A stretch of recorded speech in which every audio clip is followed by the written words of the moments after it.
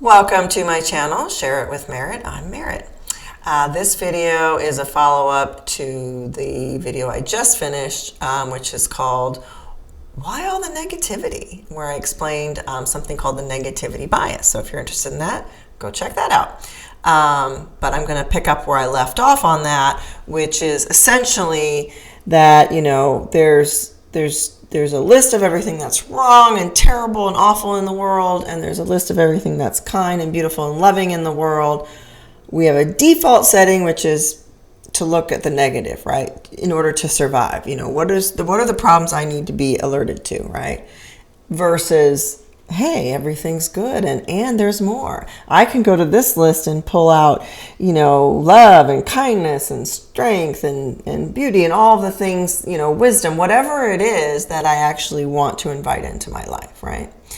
And that leads me to something that I call the 95% life. And what I mean by that is, first of all, it's completely made up. So this isn't like science or anything. It's just, I think it's a pretty good guess that about 95% of our lives are filled with days where nothing really happens, right? It's just the days of our lives, if you will. Get up, go to work, walk the dog, feed the kids, school, whatever, hobbies, work, laundry, go to bed, get up, do it again, right? So that's most of our lives. So I'm going with 95%.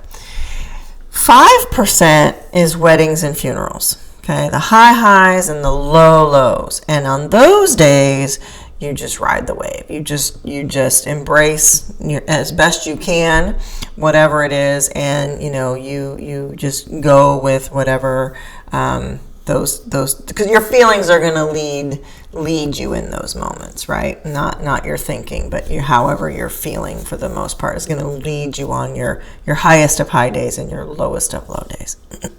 So that means there's 95% of your life that's open for opportunities to be intentional, mindful about what it is that you want to invite in. Because here's the thing, when you get to the end of your life, existential alert, I'll have those from time to time, but I think it's helpful. When you get to the end of your life and you look back on your life, the thing is, you're not going to remember what happened on those 95% days. You're going to remember the 5%. You're going to remember the weddings and funerals, right? You're not going to remember most days, right?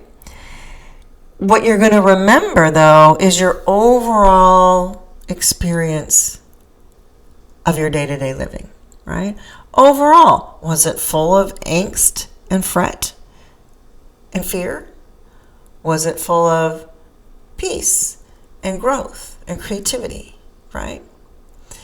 And the really important piece here and the really great news is that you have choice about that.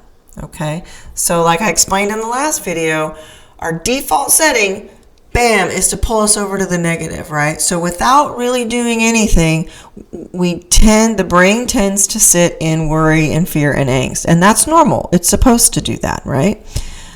Well, I should say the primitive parts of our brain. We just have to engage in the thriving parts of our brain to say, okay, I'm fed, I'm watered, I'm loved, I'm housed, I'm good, top of the food chain, right? So now, what do I want to create?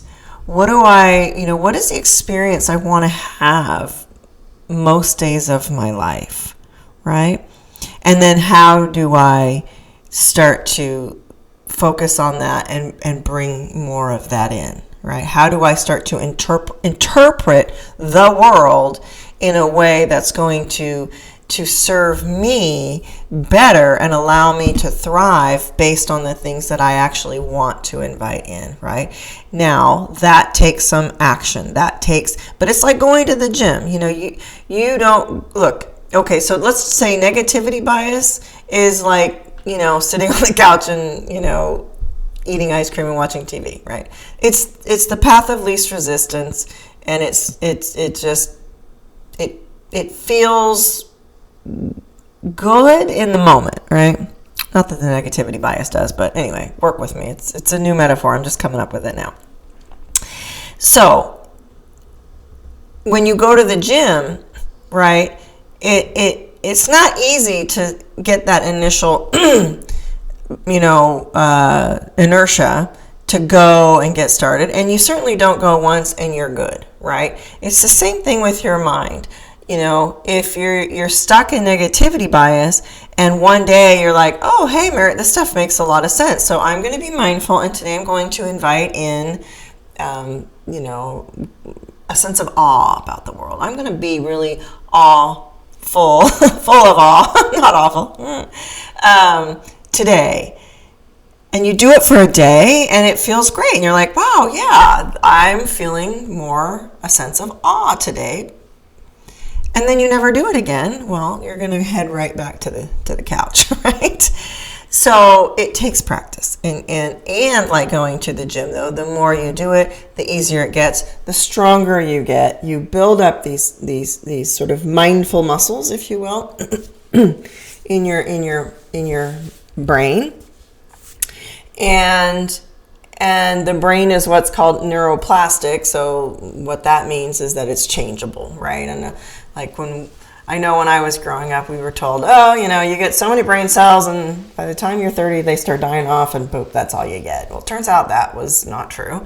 Our brains very much can and do change, and what you feed your brain is what it's going to sort of give back to you.